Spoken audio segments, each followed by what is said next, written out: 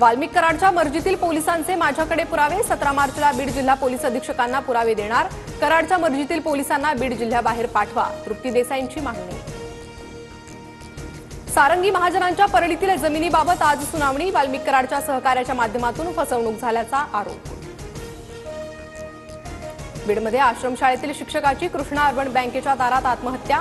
18 वर्षापासून वेतन मिळत नसल्याचा तसेच संस्था चालकाकडून मानसिक त्रास देण्यात आल्याचा आरोप।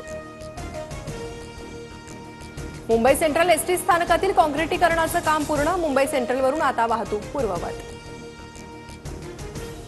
जुन्या नादुरुस्त 72 बसेस पुणे एसटी महामंडळ भंगारात विकणार। 21 मार्चला 72 बसेसचा भंगारात लिलाव होणार। खोक्या भोसलेचं घर असलेल्या परिसरात पुन्हा वन विभागाच्या पथकाकडून चर खोदण्याची मोहीम। पुन्हा अतिक्रमण होऊ नये म्हणून कारवाई।